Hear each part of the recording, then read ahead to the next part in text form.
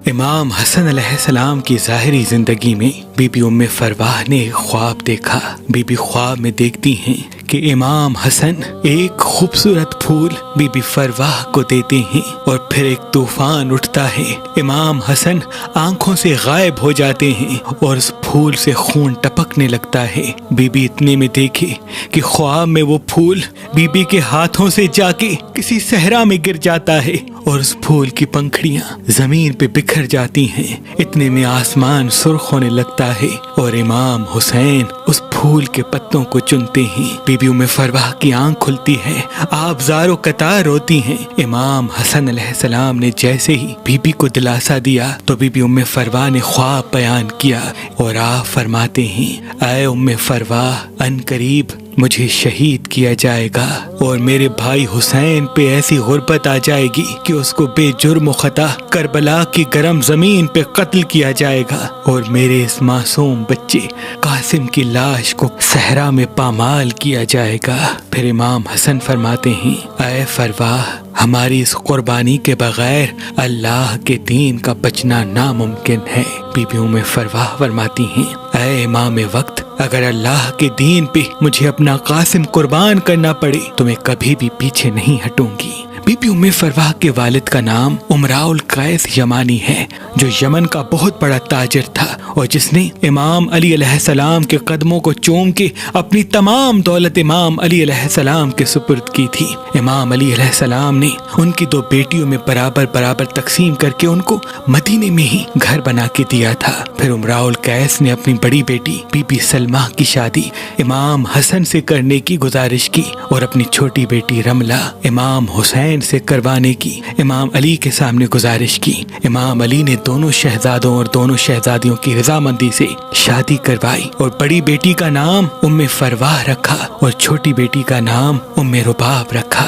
فرواہ کا مطلب مالدار، دولت مند، کیونکہ بی بی ام فرواہ بہت بڑی جاگیردار تھی۔ امام حسن علیہ السلام کا جو دسترخوان مدینے میں چلتا تھا، اس دسترخوان کو بی بی ام فرواہ چلاتی تھی۔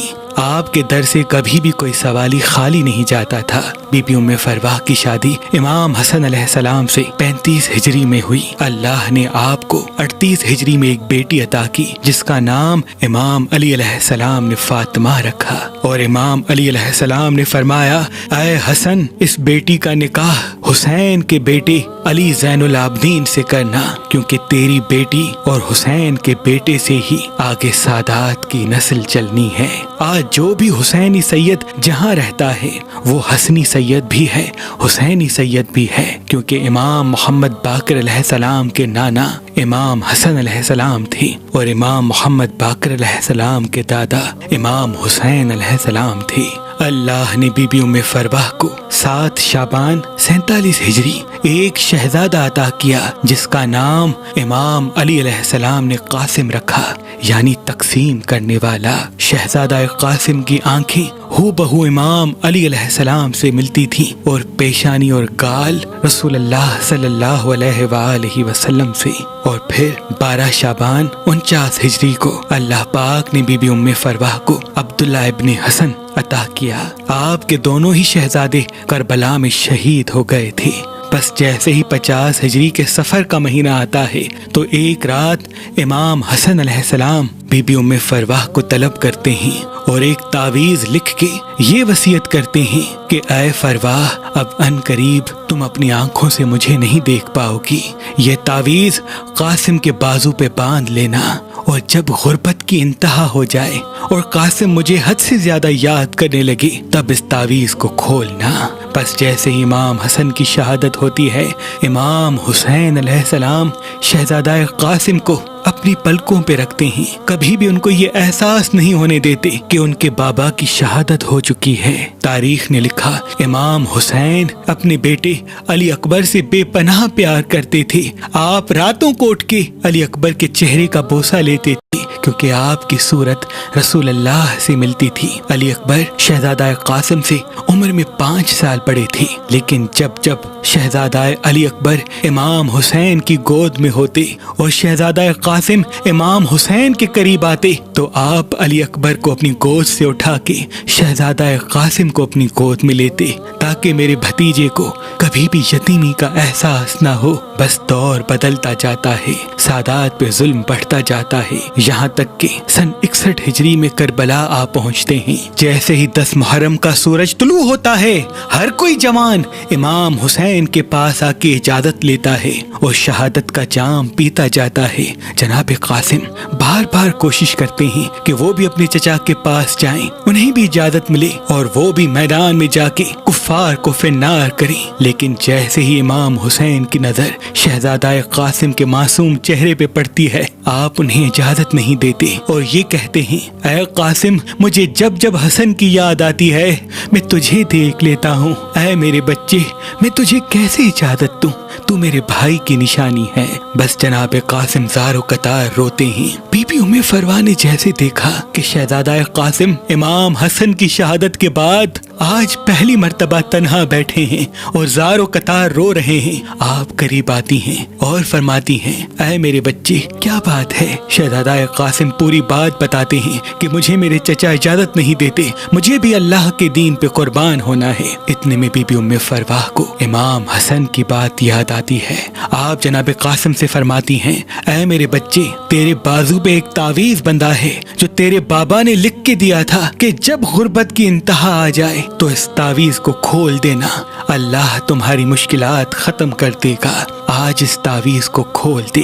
بس دونوں ماں بیٹے امام حسن علیہ السلام کے تعویذ کو چوم کے کھولتے ہیں تو اس میں یہ لکھا ہوتا ہے، اے میرے بھائی حسین، اس میرے بچے کو بھی اجازت دے دو تاکہ یہ بھی اللہ کے دین پہ قربان ہو جائے۔ جیسے ہی جناب قاسم نے یہ پڑھا کہ یہ تعویذ تو امام حسین کے لیے امام حسن نے لکھا ہے، آپ دوڑتے ہوئے جاتے ہیں اور امام حسین کے قدموں پہ ہاتھ رکھ کے امام حسن کا تعویذ دیتے ہیں۔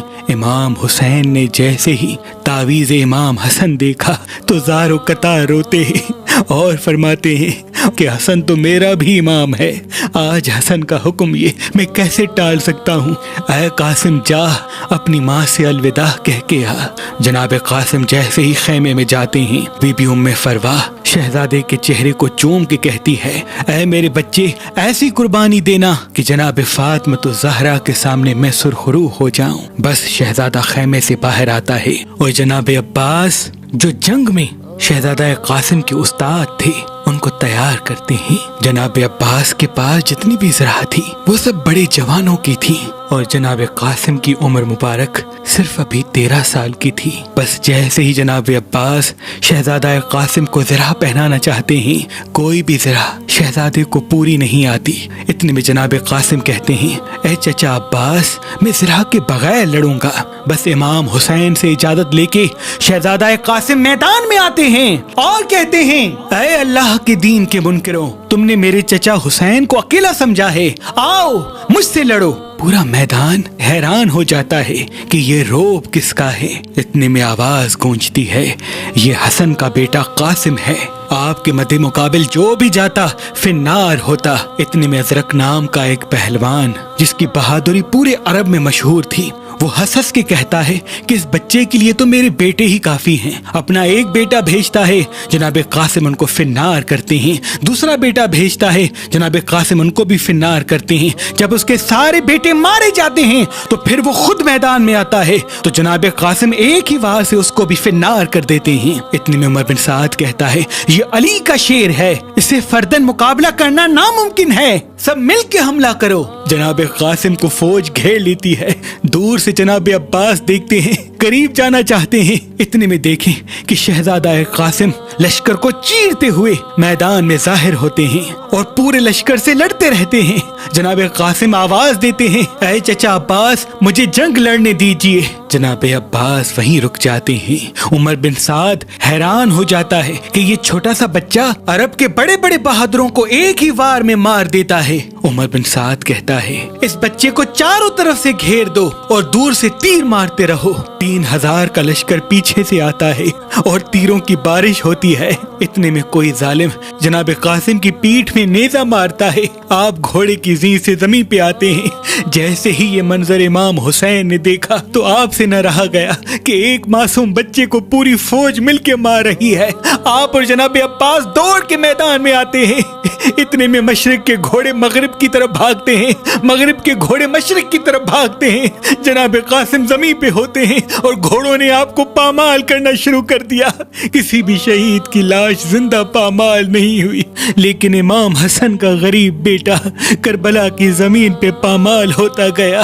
امام حسین جیسے ہی میدان میں آتے ہیں تو دیکھتے ہیں کہیں جناب قاسم کا ہاتھ پڑا ہے، کہیں جناب قاسم کی ٹانگ رکھی ہوئی ہے، کہیں جناب قاسم کا سر پڑا ہے، کہیں جناب قاسم کے جسم کا گوشت بکھرا ہوا ہے۔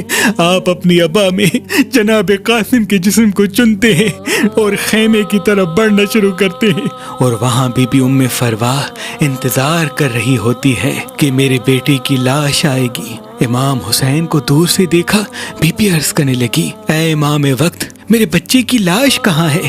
امام حسین جیسے ہی اپنی ابا بی بی ام فرواہ کو دیتے ہیں، آپ کھول کے دیکھ کے زار و قطار روتی ہیں اور فریاد بلند کرتی ہیں کہ اے اللہ، میرے بچے کا جسم تک باقی نہیں بچا۔